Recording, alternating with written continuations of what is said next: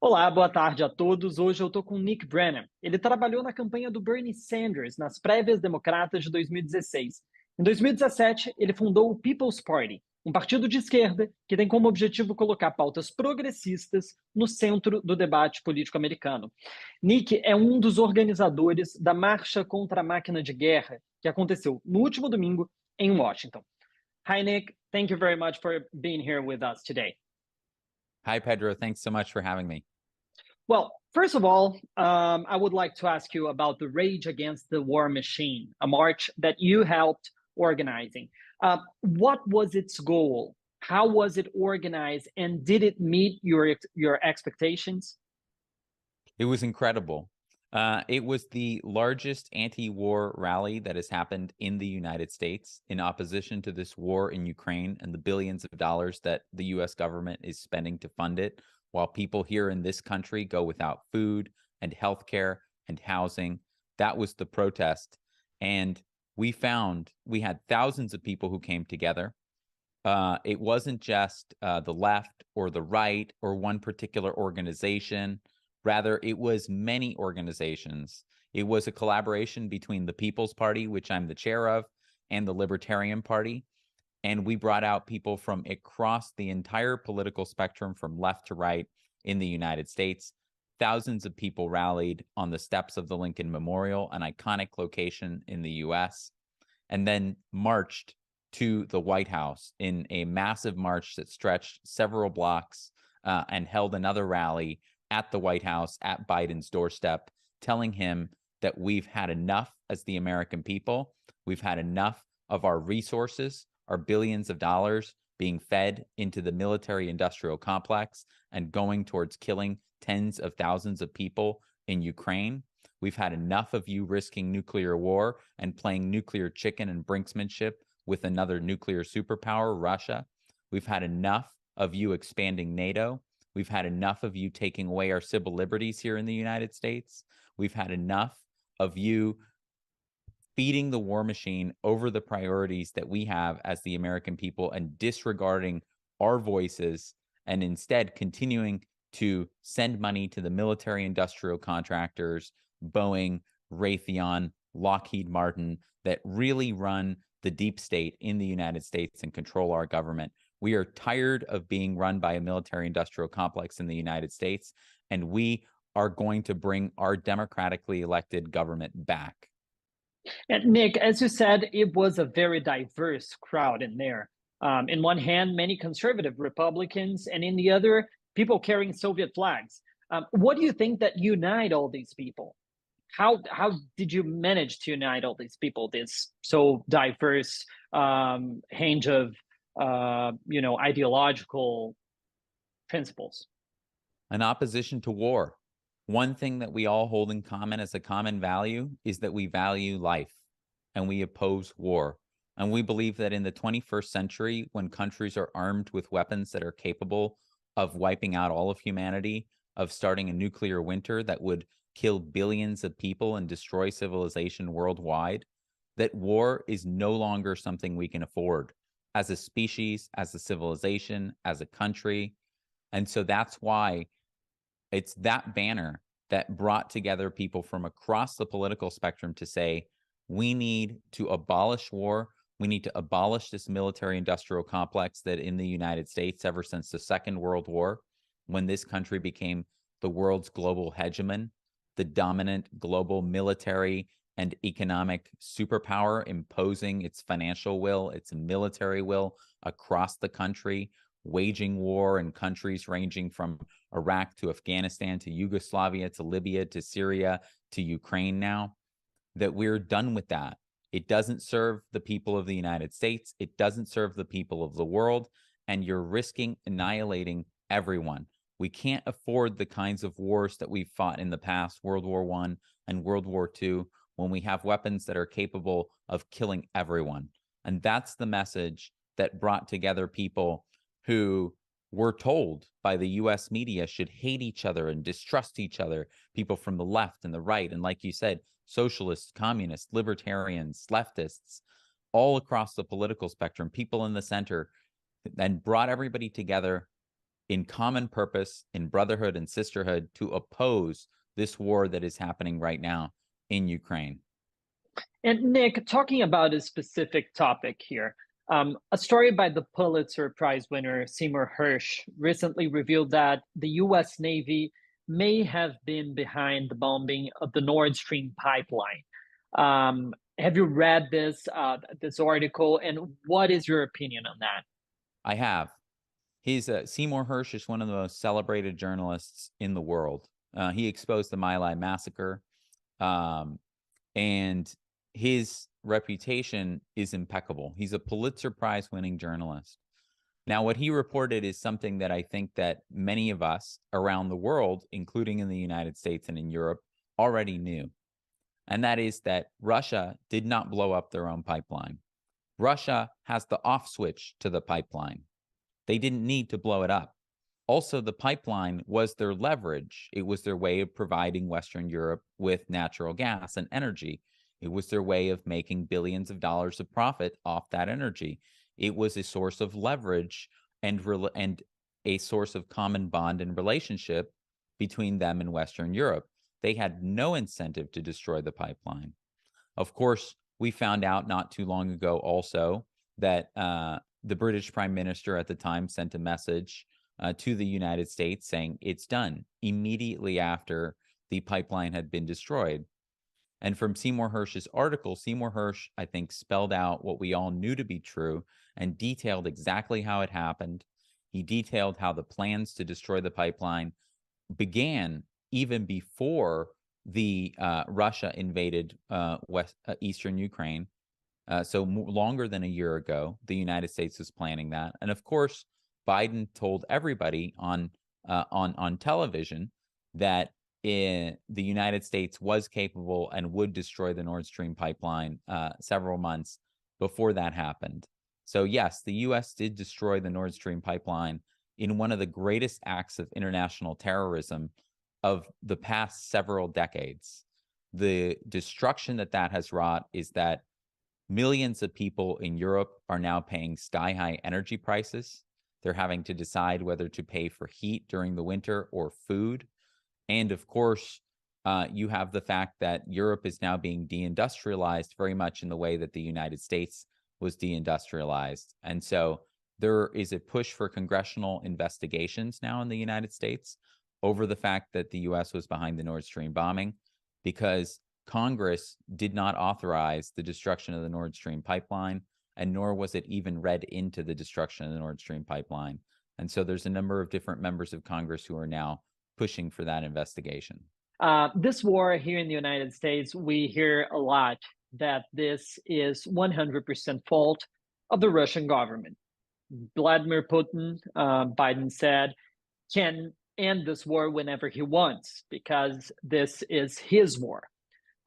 What do you think about that? Do you think that Russia is the single responsible for this conflict, or do you believe that other players have some responsibility also? Russia bears some responsibility. War is never justified. But at the same time, you have to understand that if you hold a gun up to another person's head and threaten to pull the trigger and start a countdown to pull the trigger, that person has a right to defend themselves. And that's what Russia is doing.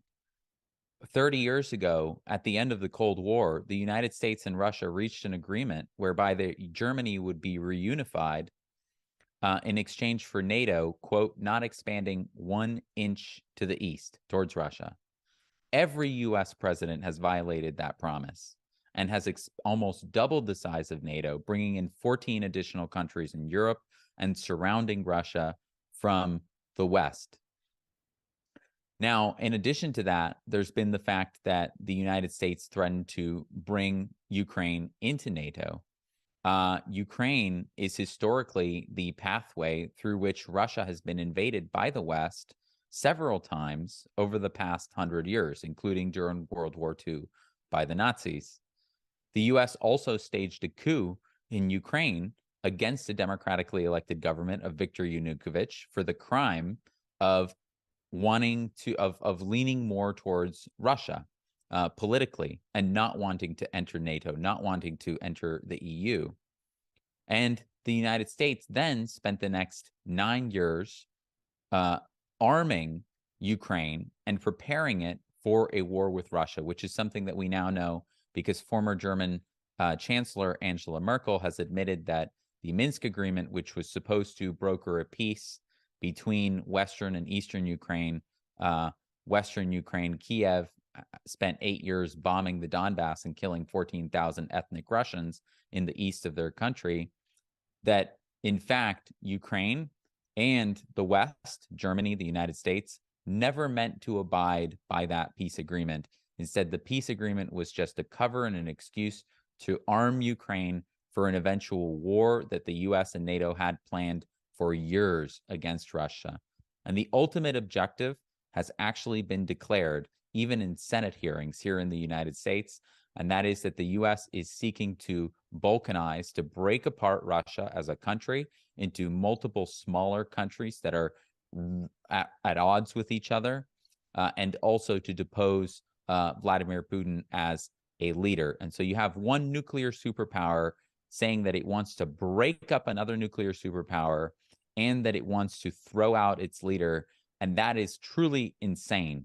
If that was to be done by Russia or China or Brazil or any country to the United States would go to nuclear war before allowing that to happen. Many people predicted that this would be a very quick war, even that Kyiv would fall in the first 72 hours of the Russian invasion. They were wrong, and the war is still going on. Here in the US, we saw a massive support to Ukraine last year. But today, even though the support is still very strong, polls show that each day more and more Americans are against sending military and financial aid to Ukraine. How do you see this recent movement?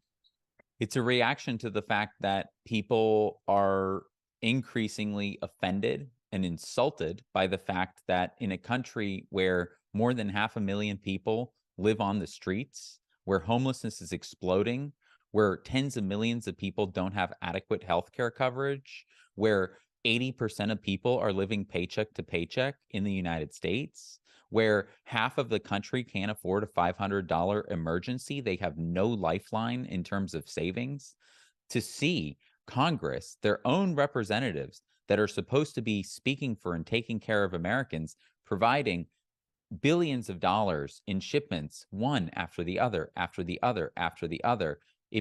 Each one is a stab in the back of the American people. And that's why people are growing increasingly angry at the United States and saying, what are your priorities? Clearly, your priorities are not taking care of us. Your priorities seem to be feeding the military-industrial complex, the corporations like Raytheon and Boeing and Lockheed Martin, all these other ones that, kind of surround the Pentagon in Washington, D.C., and then taking the kickbacks as your political campaigns from those very companies. So this cycle of profit inside Washington, this corrupt cycle of profit. And you're right, the American people are against this war, and they have been against this war for a long time. There were polls in September that showed that the majority of Americans believe that the war needs to be brought to an end.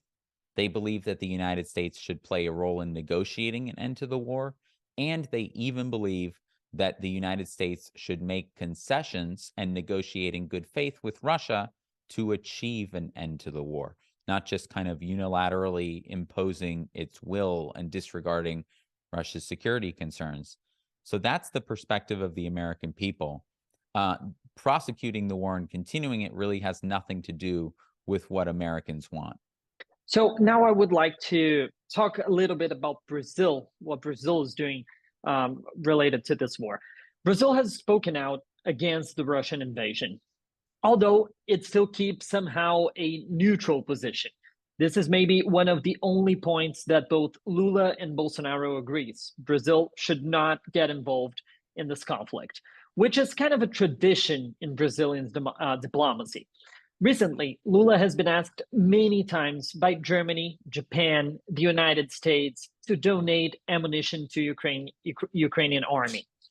The Brazilian government has denied it, though, saying that Brazil's goal is to promote peace and promote a sort of a group of non-aligned countries seeking peace negotiations between Kyiv and Moscow.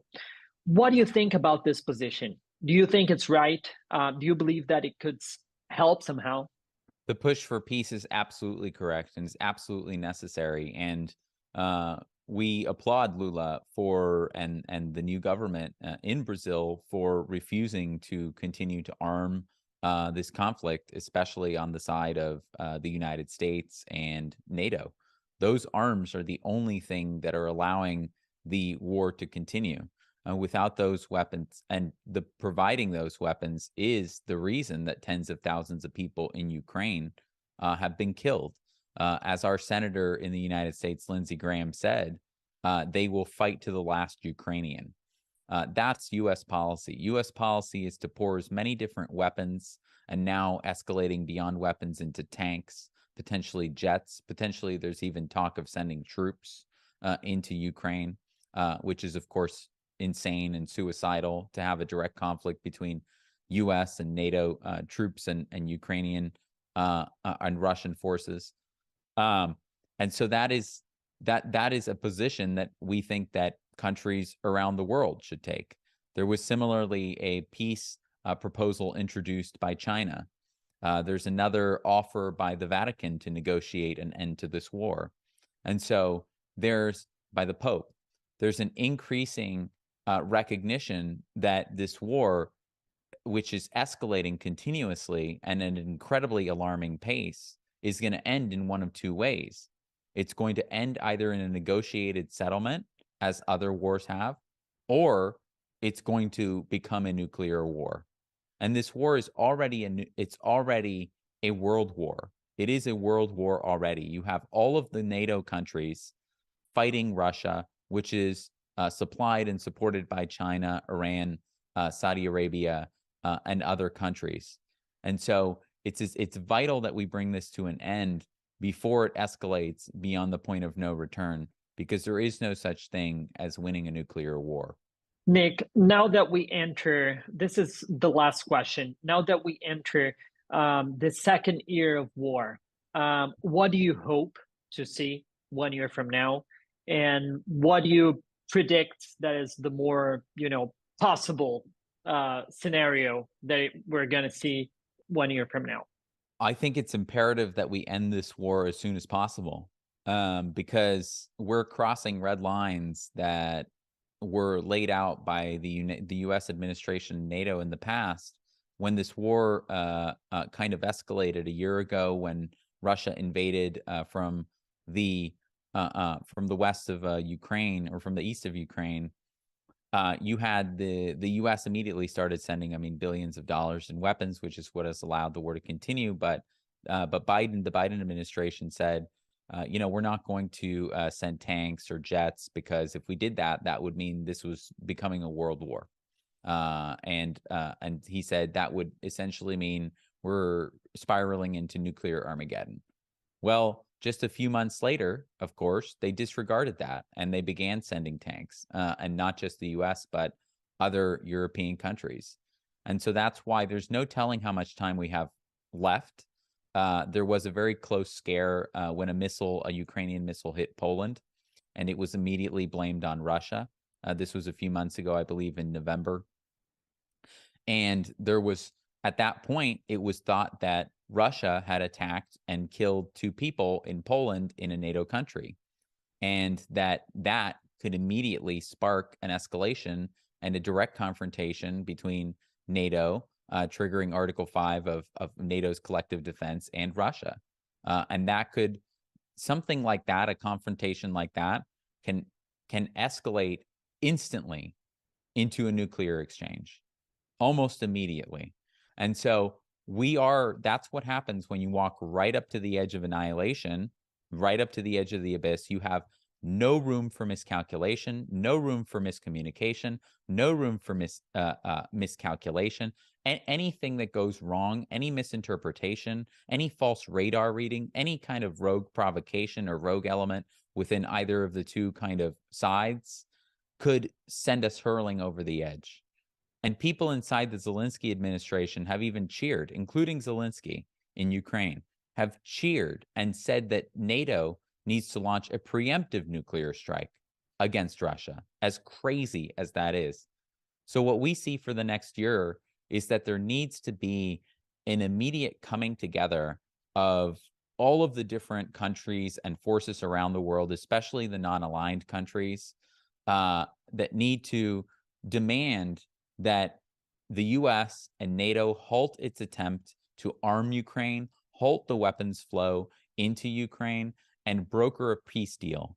Something that's often lost in this is that Russia's original demand, and Russia took extensive steps to try to avoid this war, telling the United States, this is what we need to ensure our basic and fundamental security. We need Ukraine to remain independent of any kind of military or economic bloc, especially a military bloc. Don't join NATO. That's a very reasonable ask, for Ukraine to remain independent. The United States and NATO need to accept that. They need to recognize Russia's fundamental security as a nuclear power and as a large economic and superpower in the world. And they need to abolish NATO. And there is a movement that is growing within NATO countries that we, as Rage Against the War Machine, the People's Party, the Libertarian Party, and many others across Europe are now a part of. That movement needs to expand. This coming weekend, there are going to be protests in across Germany, Paris, the United Kingdom. I'm going to be flying over to the United Kingdom to participate and speak in the No to NATO rally, which is hosted by former members of Parliament George Galloway and Chris Williamson. Likewise, 2 members of the European Parliament, Claire Daly and Mick Wallace, are going to be there. And there's protests happening in Berlin, in Paris, in Cologne, in Bonn, and there was one in Munich that happened just this past weekend. They were expecting 500 people. They got 13,000. So there is a revolt happening across NATO, within NATO, against NATO, saying NATO is a relic. It's a relic of the Cold War. It should have been disbanded and abolished when the Warsaw Pact was disbanded from the Soviet Union. And in fact, it's time to correct that historical mistake, and it's time to abolish NATO and take away that tool of empire and hegemony that has been wielded by the United States against so many different countries to inflict so much misery around the world. Nick, thank you very much for being here with us. I'm pretty sure that this interview is very good for our audience. Our audience want to listen about how this war is being, felt here in the United States, in Europe, inside the NATO countries that, of course, are kind of not as in the front line as the Ukrainian people, but close to a dangerous escalation of this conflict. Thank you very much for your time, and I hope have you back. Thank you, Pedro. I'm happy to come back anytime. Really appreciate you bringing this message to a Brazilian audience.